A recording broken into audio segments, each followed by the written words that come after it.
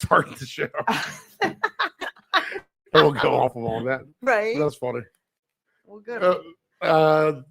This is Sizzling, powered by Fit to Be Trained, coming to you from the Deep End Broadcasting Network studios in the lovely Virginia Beach, Virginia, in the United States of America.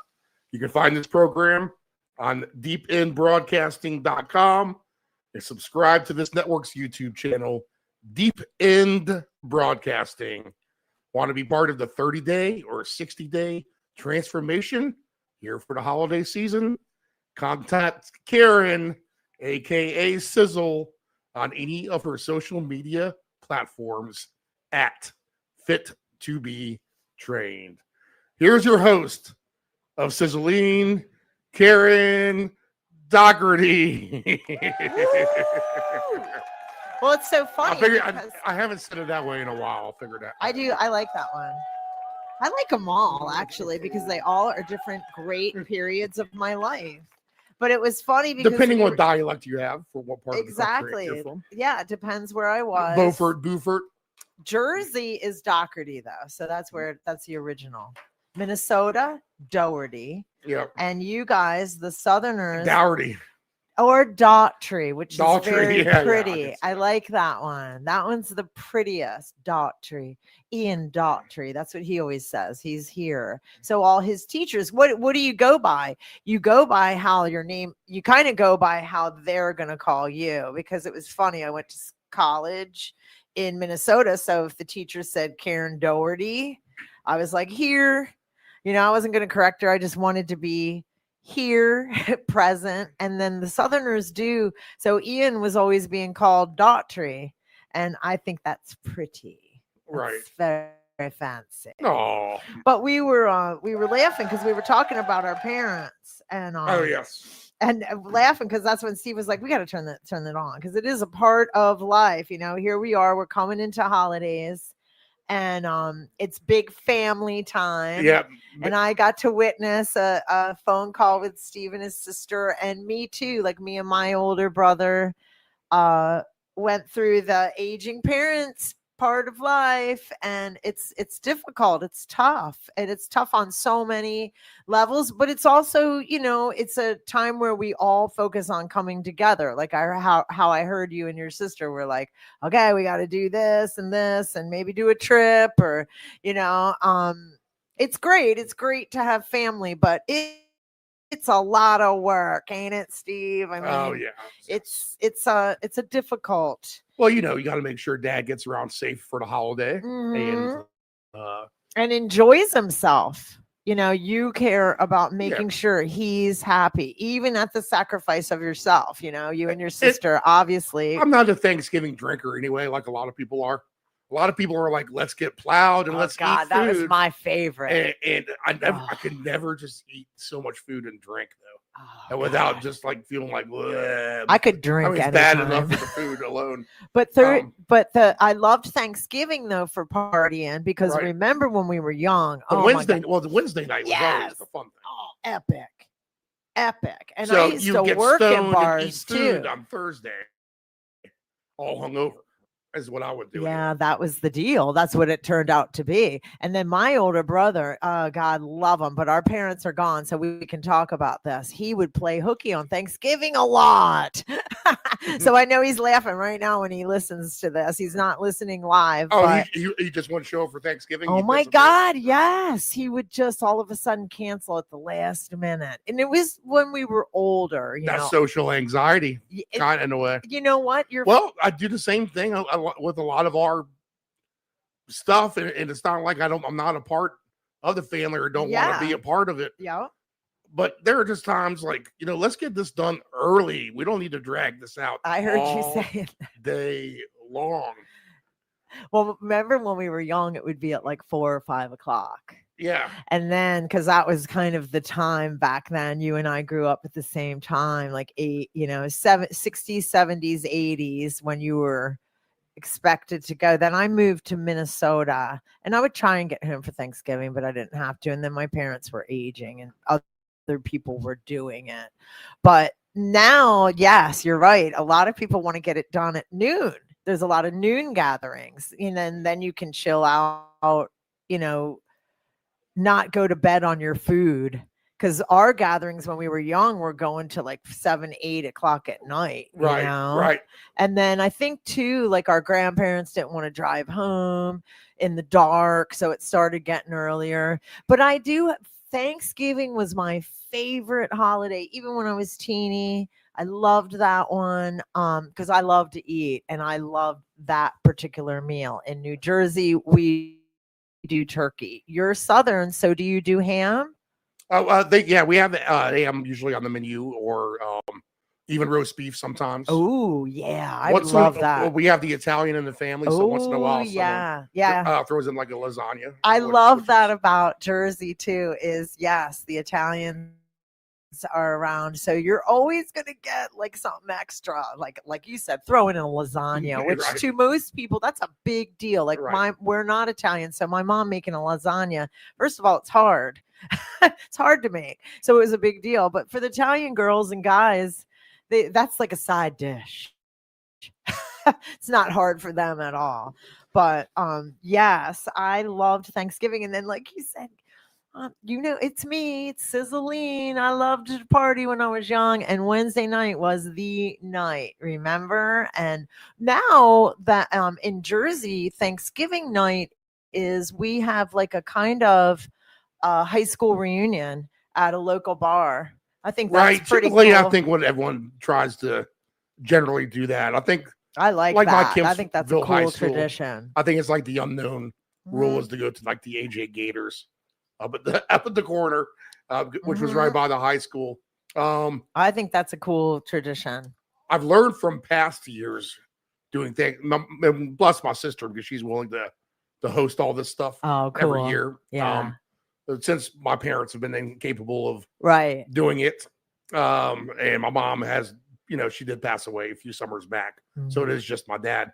But the last few years, I've learned that since I got to take him home, I call it hauling him around town. But Mhm. since I do take him home, it usually isn't until 7:30, Right. 7 o'clock. Yeah.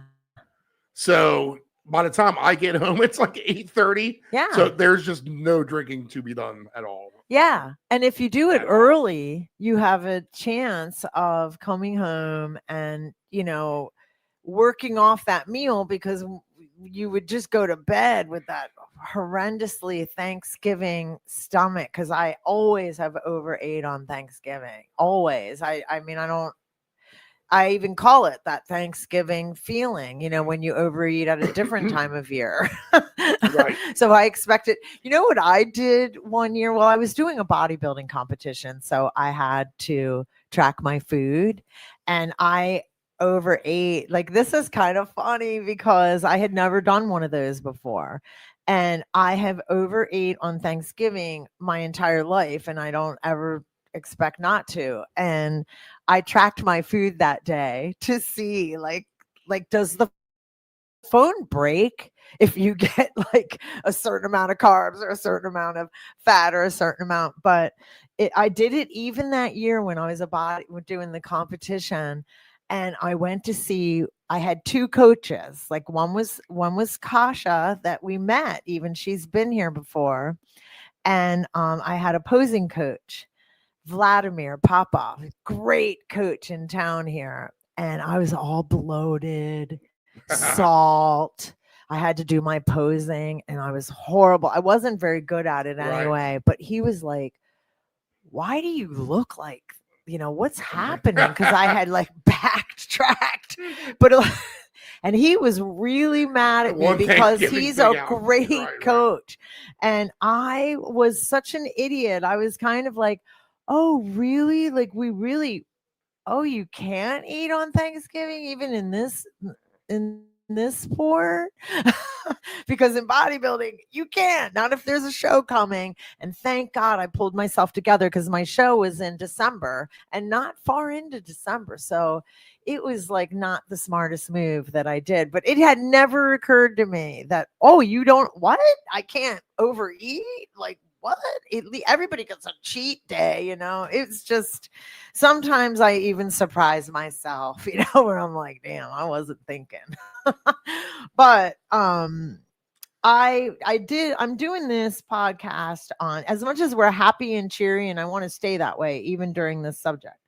I wanted to talk about mental health a little bit around the holidays because we're coming in on it. And we will talk. I don't know if we're going to meet next Wednesday. We might not be. We'll talk about that. I can, but I'm not. We're good to go on Wednesday. But we're clear. But it's good. I wanted to talk about it today in case we weren't. But and these are the mental illnesses that I chose. And feel free to laugh about this stuff too, because it doesn't always have to be because we need to start talking more comfortably about mental health, because most likely somebody in your family, if it's not yourself, like a lot of this stuff I fall under. How about everybody? Right. Thank you. Like nobody. I mean, no one I know is immune to their own anxiety or whatever. Yeah. In fact, anxiety is one of them that I chose. Right. And that's what we were talking about yesterday at work, and work being in my garage. Like I fitness train and do Pilates reformer training. And that was, I think more, I don't think there's, well, we were saying more people, if they were checked, because I'd like to go get checked now, because they didn't have all the stuff when we were young. It's like to tell them, I know I'm ADHD because. Oh, right. So a real scientific diagnosis. Yeah, like really, like, am I bipolar? Am I manic? See? And am I this? Like, I don't know. Let me argue this just right off the bat. I think that's a tough road to hoe, no matter what nowadays. Yeah. Because you never know the motives of the other side of the people that you're talking to. Because and when we talk about our parents and having to take care of them. Okay. And I've learned this. There's one thing I've learned about the healthcare system is that you cannot trust it for the money alone. They want you to come back all the time. Like my dad, they want to see him all the time. Why? Because it's just more money in their pockets.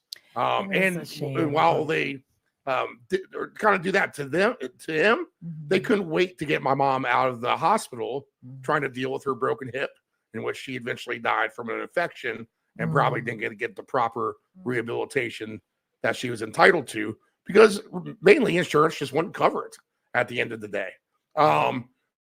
So there's a lot of greed out there. Karen, I'm scared to death to actually go talk to someone to try to kind of have them label me into what they want to label me as, I know. To be honest. So I think a lot of that is self-corrected, and I think that's what everyone needs to know, is that they need to maybe just try to be strong and be their own doctor and realize they are the ones who need to try to solve whatever's going on. I appreciate that, because you're right. They overdiagnose for sure. I mean, for sure. And so it would be interesting for our age group to go in and see what they would say, because they just didn't have that sort of thing when we were younger. Like, they're always happy to diagnose the children now. And it starts, because I had a child late in life. So my kid's only 21 and I'm almost 60. So he got all the diagnosis, had to have all this testing. And I even spent big money because I wanted to make sure, like you said, that I was going to get a proper diagnosis, because you have to be so careful. Like, you can't just go where, it's almost like a puppy mill where they'll just say the same thing about every single kid, Right.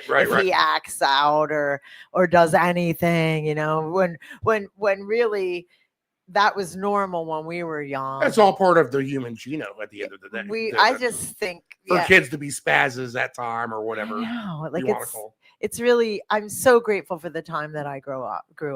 I really am. But I joke because it was the time where you were either smart or stupid or good or bad. Like, you didn't get very much room for error, it was like, you're going in the special ed class on this one, because you misbehaved, but How do I know all that? Because I struggled through school, like behavioral issues and stuff like that. So often I was thought of as stupid. And then I got to college and I really applied myself and I was like, I'm kind of smart. Everybody was Right. really Trust me. surprised, Yes. including myself, because I would listen to that rhetoric, that, oh, she's this and that, and label me. And I had drugs and alcohol problems. So I get in, it's cool that we're just kind of really relaxed with this subject because it should be talked about without shame. There's no shame in not being that perfect whatever specimen that I would want to be anyway. Yeah, and what is that perfect I specimen wouldn't even want to me? be anyway. Like now they do stuff with the spectrum and I'm always like hopeful. I know that. Well, that's a weird. So that's a weird one too to me. I know. Because now they're putting someone in a certain category of this is kind of what you are by the outside looking in at you, just in a generality, almost like a scarlet letter type of thing. Right. And me. then there's legitimate, not that I would be considered illegitimate on the spectrum, but one of my friends who knows me very, very well and has known me for a long time. And I think he was trying to pretend that he was joking, but I don't think he was joking. And I don't think once he realized that I didn't take it as an insult, we laughed about it for real because he said, sometimes I think you're on the spectrum. And he didn't mean it like and I took it as a compliment in a sense because I was like, wow, that would make so much sense because I am a fluky person and people that just tune into my podcast once a week for an hour aren't going to pick up on that, Well, but if you live with me like he did, he even lived with me at times in my life. Like he knows me and I'm very like OCD. I've struggled with alcoholism, which I think is a mental illness for sure. Anxiety, depression. I mean, oh my goodness, the list goes on. But a lot of my stuff is situational too. Like it's not ongoing. And I'm grateful for that, obviously. But I don't have any shame for any of them that I just listed, but I don't know that I was always like that. Well, I think, all right, so we have the word spectrum. One, I think everybody falls on a giant parameter of differentness. Is one facing one side or pointing one way any different than facing the other at the end of the day? I guess probably not. But then when people try to shrink it down to just try to put a specific group of people onto a spectrum, no. Wait a minute, MFer, you're on there too, whether you know it or not. Right. And that's probably the problem. You're on that asshole meter part where it's pointing to, which there's no shortage of those people who judge. Speaking of, that doesn't help the cause. I mean, and that goes all the way down to these kids in school and the bullying and stuff like that. Yeah. Just because, let's label this guy stupid or dumb, and then now we can pick on him or whatever. Yeah. And I wasn't the kid who got picked on in elementary school. Maybe I wasn't as popular in high school. Maybe I was real popular in college. I kind of tried to lay a little bit lower in high school myself. But yeah, my popularity, maybe took a break the end of junior high and high school or whatever. Well, it's good you got to experience both worlds. But I think maybe even some of that, lost in translation, and even many years later, there's no shortage of people who would like underestimate my brain thinking and the way that my brain ticks. And I'm like, you know what? Wait a minute. I am way smarter than you in my book than you were giving me credit for. You think you're so super smart. Actually, you're not. You're not smart. I think you're kind of dumb to me in my book, and I'm the one who's smart. Yeah, and I think it's mismatched with intelligence too. Like a lot of mental illness is like there tends to be like what am I trying to say? Like the spectrum, I always think of people on the spectrum as very, very smart, like, oh my God, they're over the top smart. And that's not fair to them. Because then I'm being a Karen. I'm 59 years old named Karen, and I'm grouping people, So I think a lot of times with mental illness as well, it's put into an intelligence, and it really probably shouldn't be. It all boils down to our DNA at the end of the day. Yeah. We all have it in our DNA where there's going to be something, maybe unique about us, but two, your philosophy is going to completely be different in every which way. And how you carry yourself mentally is going to be part of that DNA a lot of times. So yeah, there is interesting. Here's the deal. You got to, so the one thing that you can always tell yourself, literally, and this is in the day, in which we say you need to care about one another. Nobody cares about you.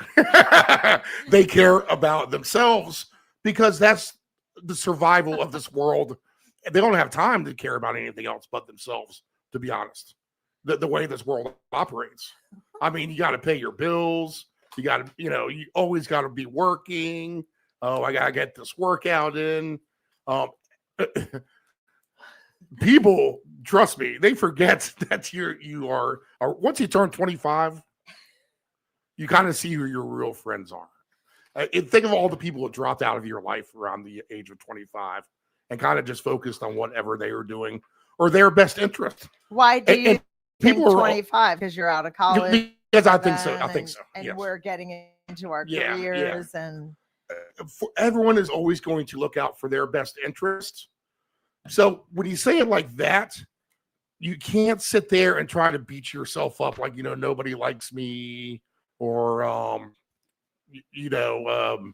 afraid to go out, or see these people or whatever. I can't even go to the grocery store because I don't want to be seen today.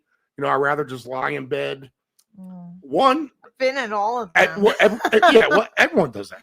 It's everybody, for one. And then two, no one actually cares that's the mood that you're actually. Well, I know that's what really you're trying to say. And my mom used to always say something similar to that. Like when you would be worried about something, or over worrying, or worrying about what people think, or does this dress look good enough, or am I too fat, or blah, blah, blah, blah. My mom would always say that to, or don't be over dramatic, is what my mom would always say. Don't be over dramatic. And she would say, nobody's talking about you. She would say nobody cares, and it sounds really cold, but what she was trying to teach me is that people are thinking about their own stuff, and they're thinking about their own things, or maybe thinking the same thing as you, like this, I don't look good today, or I'm nervous about this or that. Well, that's why it should be easy to walk into a gym at the end of the day too, Well, that's one of the scariest things in the world. It is. It really is. It's one of the scariest. But that's because we make it scary in our own mind, when at the end of the day, Joe Schmo over there in the corner doing his burpees, wishes he wasn't there. He was at home. It has no idea that you're probably actually even walking around in there. I know. It's so true. And I named my business in Minneapolis called Homebody Fitness, because I was insecure to go to the gym, and I was super fit. And I was like, what the heck do regular girls feel like? Oh my God. And that's how I opened my business. And that was back before trainers were really going to people's houses. And I stayed busy because Homebody Fitness, and it was Minnesota. It was cold in the winter, but I got those girls that were like, I don't want to go to the gym. I don't really know what to do. And it was a girl thing too. I know that girls feel that a little more than men, because we've talked about that before.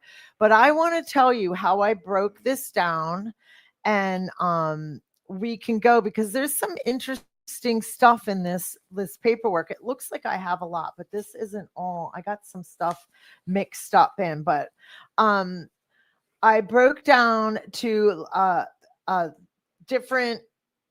I broke it down to depression, grief, These are the four, it might be more than four: alcoholism and anxiety. I think it was just the four I wanted to do All right. that are very, and I joked about it in a class that I had earlier because I said we were going to be doing this podcast, and we laughed because all of us can have all four of those in one day, in 1 Yes. hour. Yeah. Depression, grief, Right, alcoholism, and anxiety around the holidays, because this is when families coming in together.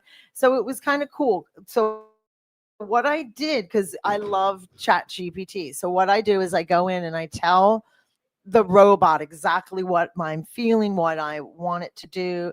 I wanted how fitness relates to this, like how we could pull it into our podcast. So for depression, common holiday triggers are loss of loved ones, Yep. isolation or family tension, because we're all getting together, and is there family squabble that year or not? Seasonal affective disorder, I never thought of that.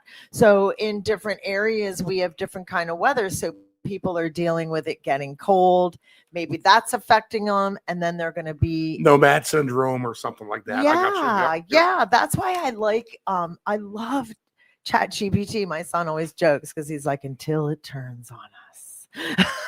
It's great right now.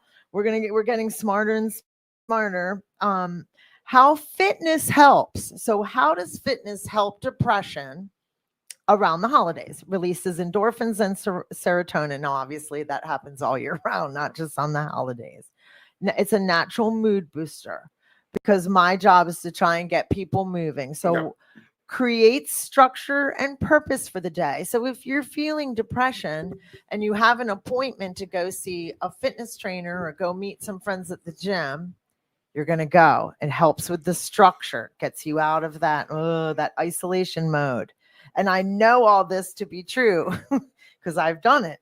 Builds momentum and self-trust through small wins. Builds momentum and self-trust. So self-trust would be, I can do it. I can do it. Yep. I can do it. I did it yesterday. I can do it. So I thought this was such great information. So thank you, my little robot. Not even yesterday. If you've done it at any time in the past. Right. You already proven that you can do it. And the small wins thing is really important, because I do a peer recovery, like coaching with people struggling with addiction, or maybe not struggling anymore. I don't want to say they're struggling, because most of them have gotten out of treatment and they're ready and they're just like, what the hell do I do now? So that's when I step in. Right. And I'm like, hey, this is what you do. But we live on small wins, like micro goals. A goal being like, I want to stay clean for 30 days. Well, the micro goal would be 1 day at a time. Hey, nephew Dave, who does 1 minute at a time. Sometimes nephew Dave, who does the football show with me, he is just past 3 weeks of not smoking cigarettes. Wow. And he's bragged about the 2 and the 3 weeks. Because that is the hardest, they say, smoking cigarettes. Well, these apps are great. They're telling you how much money you're saving too. That's a good deterrent when you can see that. A pack of cigarettes is $10 nowadays. No, I don't know, and I can't believe it. But I've smoked all through my life. I haven't smoked in a long time this round, but I haven't smoked in about 10 years. Yeah, me too, probably. Shout out to Omar, who challenged me to quit, and I did. And the world I live in has 0 cigarettes. I don't even realize cigarettes are in this I haven't world. Seen a cigarette in a long time. The neighbor smokes, but it doesn't even, faze me that she's smoking. One time, or even give me it's unbelievable. I did smoke, really. I go through phases where I want a cigarette and I don't want one now, but it's usually when I'm in high stress. And one time I was walking into a doctor's appointment, and it was for my son, and but I was by myself, so that I must have been like meeting with one of the doctors, and I was walking in, and there was a nurse outside, or somebody that was smoking a cigarette, and I joked with her. I go, I could push you down and steal that cigarette right out of your hand. because I wanted one so bad. So yeah, smoking cigarettes and quitting smoking cigarettes is difficult, but for some reason that one doesn't stick out in my mind. I usually would just get sick of it and it would just go away. I've been lucky, and then I would pick it up again. I wasn't always, in fact, one of my girlfriends was like that. She was like, how can you just do that? But okay, so support. Okay, how nutrition. So I asked, I wanted how fitness helps you in depression and how eating right helps you in depression. So when you eat well and you're dealing with depression, it stabilizes your blood sugar and reduces mood swings. So in other words, when we get depressed and we want to just munch out or stuff like that, it's going to screw with your metabolism and cause mood swings. That makes such good sense. Supports brain health with omega-3s, B vitamins, and magnesium. So when you're eating properly, you're getting most of those vitamins without even supplementing. You know, like omega-3s would be in some fish, B vitamins, magnesium, a lot of broccoli and like green stuff. And when you're eating well during depression, it reduces inflammation linked to depressive symptoms. So now, if you're obviously anything that we're talking about, I should say, is something that health you want to go to a professional about. You know, like you want to talk to your doctor, you want to maybe go into therapy or stuff like that. I've been in and out of therapy my whole life. I've always had that as a tool in my back pocket because there were just times I didn't know what to do. So my tool, you know, now I have tools in my toolbox so I can, you know, I can self do, but a lot of things in life, you might need an extra little helping hand. So any of these subjects I need to say that first. But this kind of stuff really does help. Now, grief is a really interesting one, and it's new to me. Not feeling grief, I just wasn't aware how grief, it's broad. A lot of things, a lot of subjects can fall under grief. We always think of just how, me and you were talking about family. We've lost our mothers, both of us, and my father too. So thankfully your father's still alive, but it is a lot of work to do, you know, when they're still living. And then obviously the grief comes when they leave, but it's not just about people passing away. Grief can be the loss of a business, the loss of a relationship, a loss of any kind. So a lot of us, and that was brought to my attention by an attorney, not even a doctor. He was an attorney, and we were talking, and he was like, oh, you got to read this book on grief. It's so good, because we were actually talking about an addiction recovery program together. Anyway, holiday grief layers.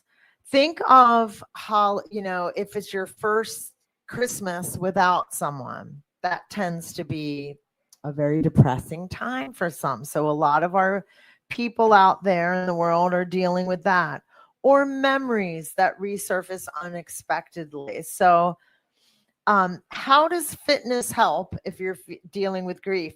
So I guess what I need to say is my Chat GPT only thinks of when you lose someone, but we both know that grief does go more than that. But let's see how fitness helps. It offers a safe outlet for emotion and energy. I definitely have used fitness my whole life for that purpose. Create space for reflection and release. So I think that's really great, because that's true.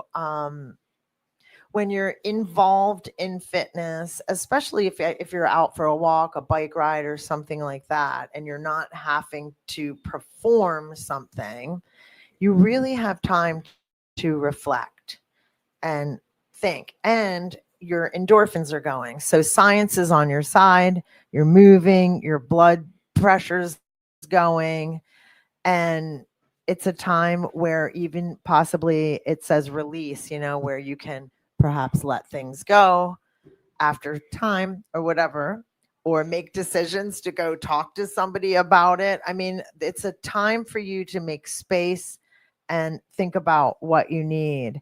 And then fitness can be done solo or with others. So choose what feels right. So sometimes when you're grieving, the best thing you can do is be around others. Don't isolate. I'm a big isolator. Are you?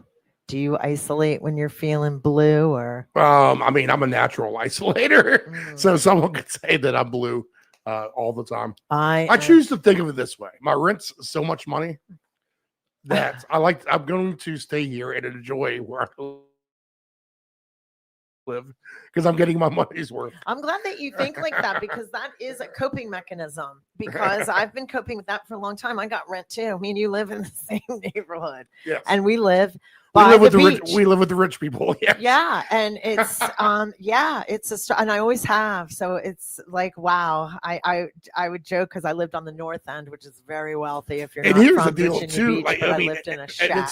And then now it's a pain in the ass to move. Yeah, it's very expensive. And everything's expensive now. So, I mean, it's not like we're really out of line from it's really true. Everyone else in the world.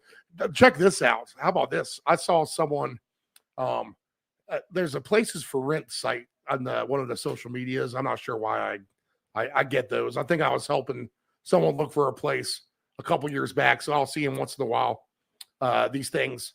But someone has a house in Norfolk. It's empty, and it's 4 bedrooms. And they want to rent out each bedroom for $1,200, $4,800 a month. They want to bring in on that house, which is basically not the best neighborhood either.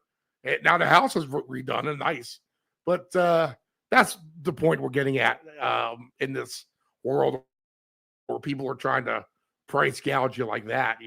I know, it makes me like I'm a paycheck away from being homeless, and all my friends say that. They're like, "You'll never be homeless," and da la la la. But it really makes you be grateful for where we're at, because $1,200 for a room, and think of our young people, how they can't get out of their houses. Credit to the comments. No, everyone's like, no one's going to pay that. So right, but I mean, that's where we're getting at. That's what you said. That's what they're trying to get. And you know what that does? That makes me depressed, anxious, grieve, and I can't get drunk. Exactly. I can't get drunk because I'm alcoholic. Well, there's something to say about that. I mean, you need to stay.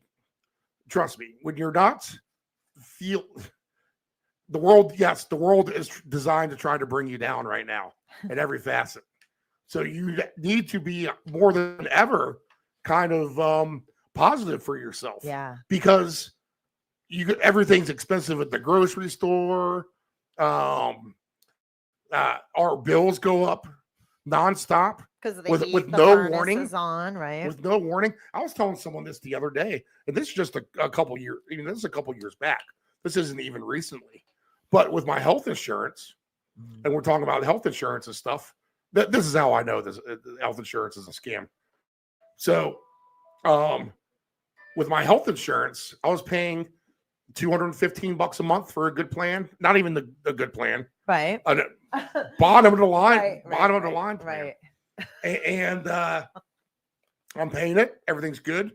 Next thing I know, my account's charged like $735.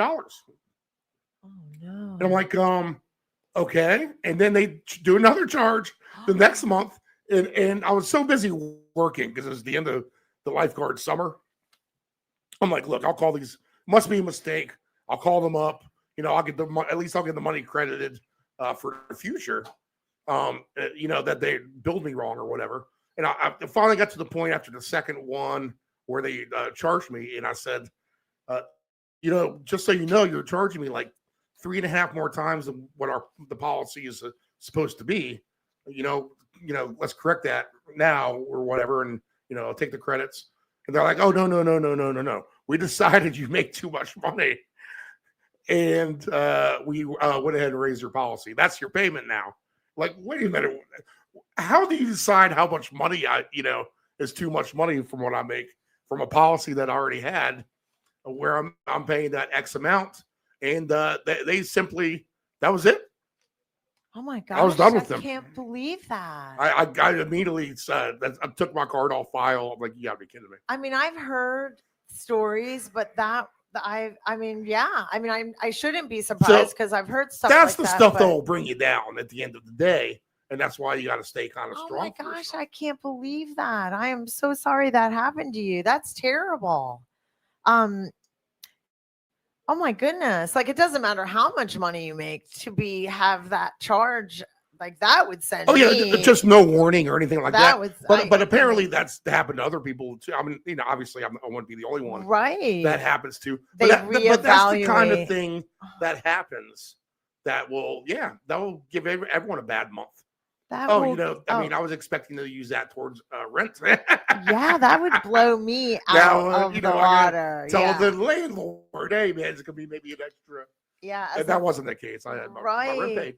But yeah. no, I mean, well, there are times. Well, so the nature of the business of my work is such that I need to rely on other people to pay me. Yeah. Right. I'm not getting that's a right. government check. Yes. People to pay my Mhm. company the money that they're invoiced, and they don't always do that.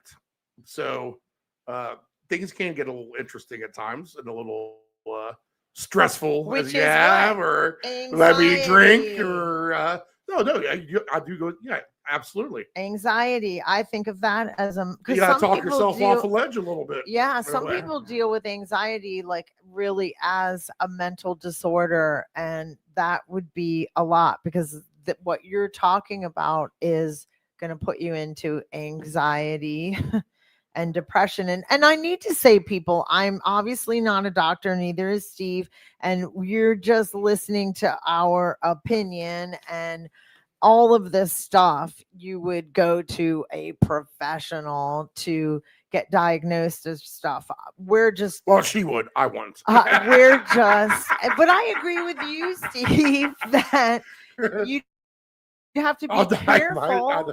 because people like to overdiagnose. Yes, like yes, yes, like yes, it yes. is funny what you said, but it's all I agree with you. I agree. I do want to talk about the nutrition piece of why you want to eat well if you are experiencing grief, which you think, well, what does that have to do? What does one have to do with the other? Well, if you're eating healthy, it prevents the up and down, the spiraling, which would be like the mood swings in depression. But prevents emotional eating. Like if you're eating well, we all know that we are capable of emotional eating where you overeat at this time and then you're not eating at all. So trying to regiment Yeah.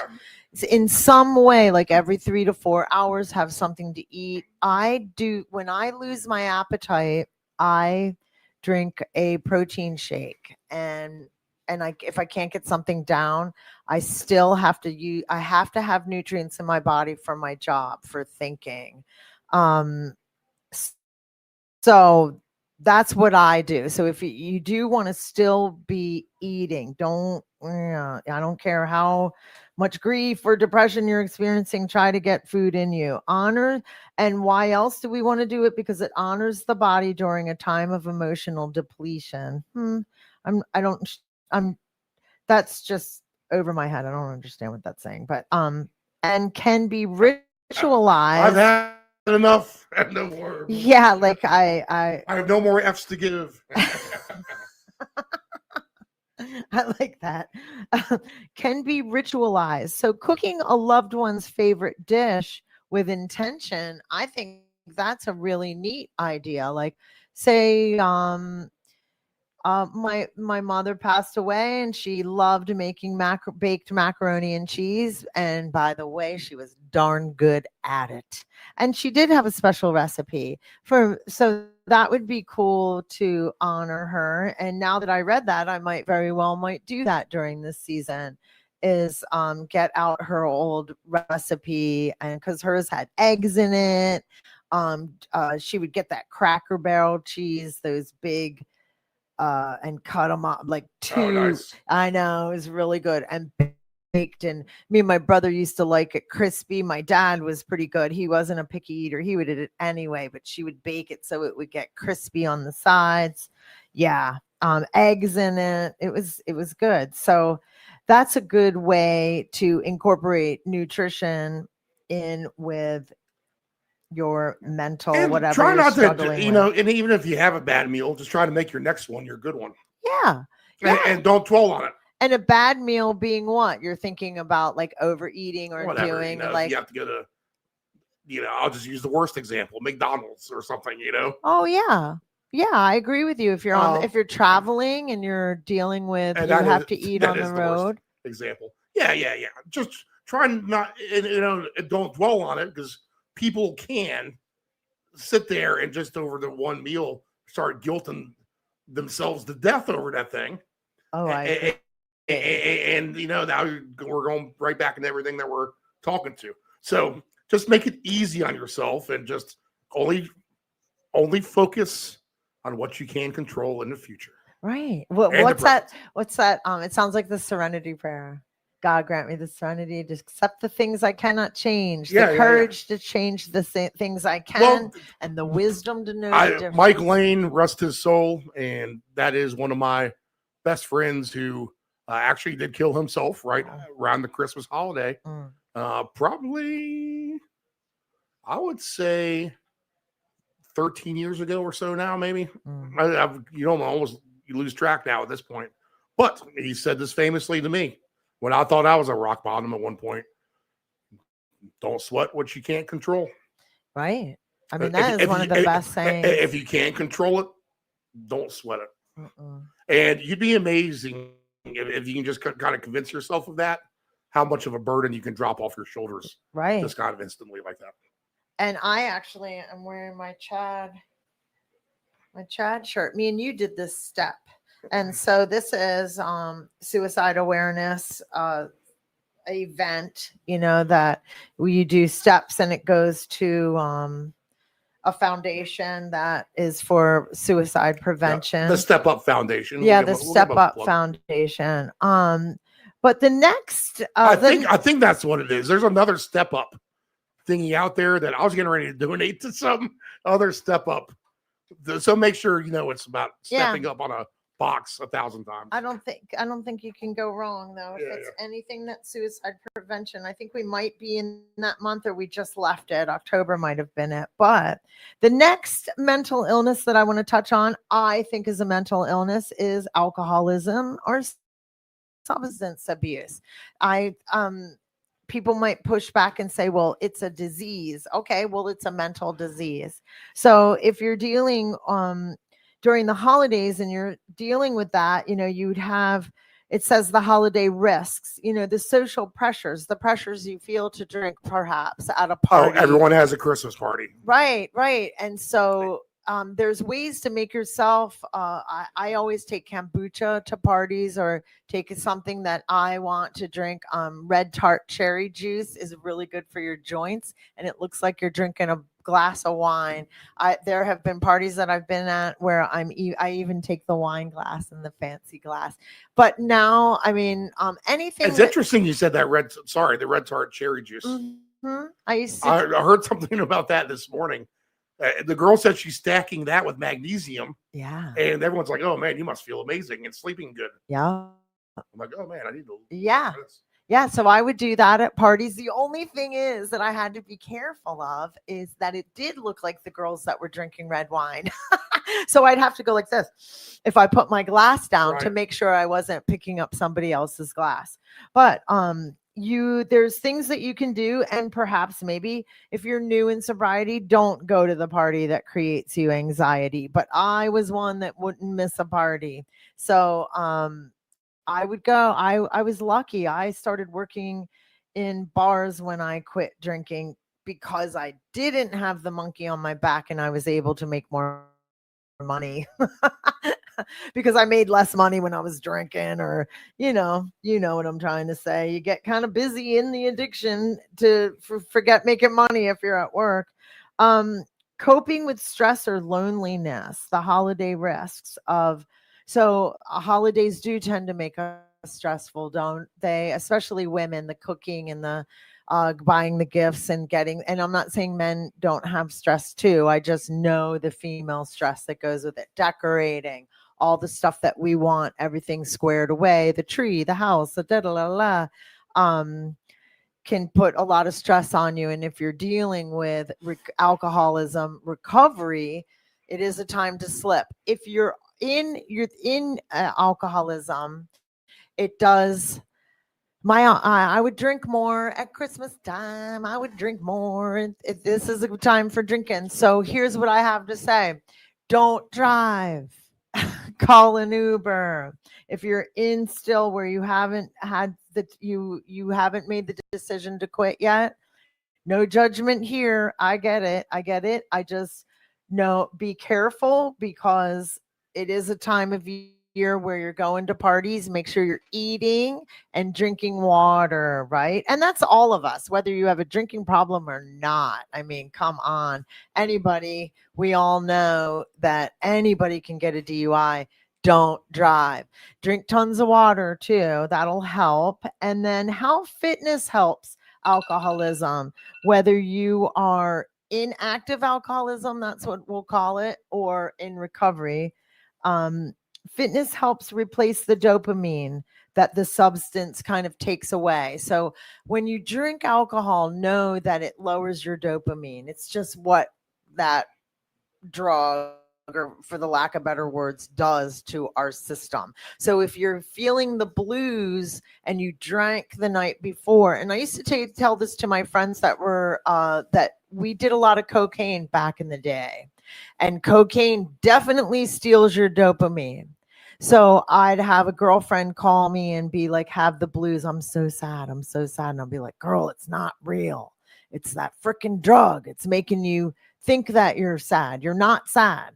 Get your poop together, get some food in you, and da da da da da. And I'd have to remind my friends. Sometimes you have to remind yourself. So again, if you're in active addiction, remember that those drugs or alcohol does steal the dopamine literally from your brain. So resist that and get some food in you, get some exercise, walk around the block, call a trainer, call me if you're local, get moving. And it also, fitness helps with addiction. It builds resilience and self-regulation. So I think it's similar to the small wins kind of thing, and the self-talk. I can do this. You can do both. I worked out in active addiction and in recovery. I'm living proof. So this might be an uncomfortable conversation for some, but I need you to know that there's no judgment in active addiction. In order to get into recovery, you have to be an active addict. And I know somebody that just recently got sober, and I said to him, I'm like, well, welcome to the trenches. Now you can really help people. Now you can really people will trust you that are in that world, will trust you more if you know what it feels like to be in both. And fitness helps create a community of support. And my particular fitness community is very supportive. I went through so much, including you, Steve. You were always supportive of me, no matter what I was going through in my personal life. And some of it was what was happening on these papers. And where did I meet you? At the gym. And gym friends tend to be good friends. Everybody's got their struggles. Everybody's got their stuff. And people that are working out are caring about themselves, but maybe they're not dying to be there either. So we rely on each other to kind of get that habit locked in. And sometimes it takes a village or a community. And how nutrition helps addiction. I have a peer recovery or a sober coaching program. I don't like calling it sober coaching. It's a peer recovery program, but it's for when you know, when people are just getting sober and they're like, what the heck do I do now? I don't know how to live without drinking or drugs. And I'm like, well, I'm here, and I teach them how to eat. There's a lot of food that support your liver and brain recovery, like amino acids. And there's certain foods that, like pomegranates, can really help with cravings for specifically heroin. So I'm really getting down and dirty here, but that's what I do. And that's one of my favorite things to do. I like helping anybody help themselves, but because I'm in recovery, I definitely like helping others with that sort of thing. Depression is something I've experienced too, and it really, this fitness stuff really is game on. It's a game changer. Pomegranate juice helps reduce cravings, and well-balanced meals and hydration help with all that. So as simple as that, like I'm on my client, they have to, track their food. They don't have to do anything, but I suggest, and the hydration is a big, big, big deal. Reinforces self-care and boundaries. So that's another thing with eating well, helps somebody in active addiction take care of themselves. So at times when you're in an active addiction, you feel like you can't control anything. I know that feeling, but you can control what you put in your mouth. So even if you are just making sure that you're eating a certain amount at as in a certain amount of time, like every 2, 3, 4 hours, that is a sense of self-care. And I think my favorite thing to do with a person that's in active addiction is love them and try and get them to love themselves. And that's a hard task at times, but eating well reinforces some bit of self-care. So it's starting soon. I mean, it's starting somewhere, I mean to say. And I will move on. That's heavy. That's a heavy one. Active addiction is not something to be ashamed of. It is a mental illness, people. And you don't need to be ashamed in front of me. Oh my God. Oh my God. People that have known me know that I have struggled and conquered too. So I feel pretty known about that subject. So the next one is anxiety. And the holiday triggers for anxiety are overwhelm, having to travel, and the social dynamics. Didn't we talk about that? How my brother would play hooky, because it was the social dynamic that he was just like, oh, I'm not in the mood, and sometimes we had all been out partying on Wednesday night, and Thursday would come and he's like, oh my God, he would get, I don't know. I think a lot of it was a social overwhelm. He would just get anxious and often play hooky on Thanksgiving. And I know, I think it's a man thing too, because I feel like I've known men through my life, and they would be like, yeah, me too. Yeah, I play hooky on Thanksgiving too, or Christmas Day.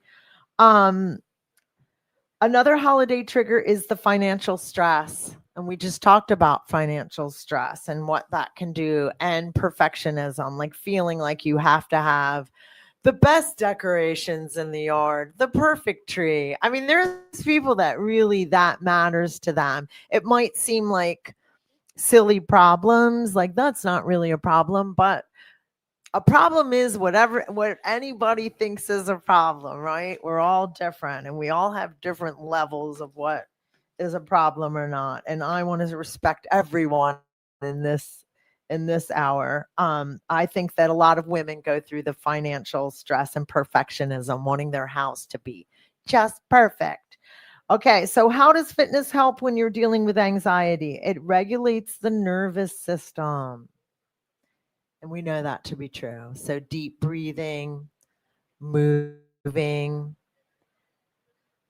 all the things that go with fitness. Deep breathing is just I had to take a deep breath myself, you know. Fitness improves sleep and reduces cortisol. And cortisol is a hormone that really is the fight or flight hormone, it's called. And it's a stress hormone. And it tends to be associated with belly fat, you know, on women. How when we get stressed, cortisol starts firing and it really hangs on to fat around the belly area. And I'm not even going to get into that because it's a whole nother podcast, but how fitness helps with that. It lowers your cortisol, builds confidence and body awareness. So having confidence helps with an anxiety disorder. I would agree with that. I think confidence helps with many, many things, but a lot of what we're anxious about is that we just don't feel good enough. And I say we because I've dealt with anxiety. I was even on medication for many years for it. And I want to throw this in. It's not on the list, but when my sleep is disrupted, I tend to get more anxious. So I think it has something to do with that cortisol. I think when we have cortisol pumping that stress hormone, I think sleep, when you're anxious, you might it might mess with your sleep, and therefore that stress hormone, you still got to go to work and all that stuff. So that's why exercise is good, because it helps you sleep better. So it's all kind of like builds on each other, these things. And how does nutrition help? Okay, well, here it says, how does I got to reword it. It says avoid caffeine and sugar because those spikes will worsen anxiety, and caffeine obviously could increase your anxiety just because of the heart rate issue and stuff like that. Supports gut health. So, when you have anxiety, your tummy could get messed up, therefore your digestion, all that stuff. So gut health is linked to mood regulation. So this all makes great sense in why you would want to really regulate your food. And when I say regulate your food, y'all, I'm not talking about tracking your food. I do ask my clients to track their food during this time of year, just as an overall, not anything strict. I just want it to, so people just are aware of what's going on. But if you're experiencing any of these issues, maybe get a little stricter with your food tracking, to make sure that you're not eating too much sugar if you're experiencing anxiety, which is easy to do. I joke the holidays are covered in chocolate and icing and whipped cream. So remember that. Or if it's not a disorder that you're dealing with all the time, like say you're just feeling anxious one day, think about what you were eating. Think about what you were doing, and you might find that, oh, maybe I'm not really anxious. I just ate a lot of sugar. I just drank this caffeine. Or maybe I'm not really depressed. I was overserved last night. One of my favorite sayings that I learned in the South is this little old lady said, I do believe I was overserved last night. And that meant that she drank too much. And so I loved that. What a ladylike way to say that she drank too much. And say you're feeling blue, well, maybe you were overserved the night before and you're not really feeling blue. So think about that kind of stuff. And all of this encourages mindfulness and grounding, which is kind of off, like I'm just reading what it says, but I do agree, any of these problems can be regulated with a simple walk around the block and a good, healthy meal. Even if it's just one, even if it's just one time during the day. So I'm going to get ready to close. My buzzer went off a little bit ago, but we talked about, like, I'm looking at my notes here, encourage listeners to start small. Start small. Even a walk, I already did it. One walk, even one nourishing meal, that matters. And it says offer gentle prompts. What's one movement that feels good today? What's one way that I can nourish myself this week? That's really forgiving. Take it week by week. That's a little broad at the holidays. That makes me nervous if you're dealing with alcoholism. I need you to do one meal every day if you're dealing with that. But one movement that feels good today. I like that. Invite listeners to reach out, share your stories, and join this community. I don't do that enough. I need to end this podcast with us doing that. Please reach out. Like us, subscribe, even better yet, reach out to us on social media. Some of this stuff was really, really serious, but I'll tell you right now, me and Steve are both no strangers to any of this stuff, whether it's with ourselves or somebody in our family, and we're just old enough to know better. And I especially have programming for this sort of thing. But even if you just need to talk to someone, reach out, reach out to us, reach out to someone else. Don't just sit on it, especially this time of year. It's really a time for reflection, and if that means that you need to take extra care of yourself, do it. You deserve it. Everyone does. And with that, I'll zip it and wish everybody a great week. And we are going to be here on Thanksgiving Eve, I'm pleased to hear. So with that, I'll tune out. Do you have anything else you want to close out with, Steve? Nah, that's it. We'll go ahead and get on out of here. Get on out of here. Get on. And then we go to this really happy. And we'll come back next Thanksgiving, before Thanksgiving. Well, I wanted to figure out when our year anniversary is. It's coming up. If it hasn't already passed. I don't think it's passed. I think it's early December. I do love this song. This is happy.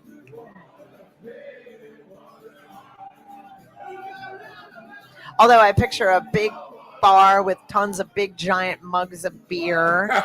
But you can drink non-alcohol beer, people. It's just as fun. Now you can have fun in the bars if you're dealing with picture a church choir. Yeah. All right, Sizzle. Oh, what a night. Thank you, man. Thank you. I'm grateful. And I like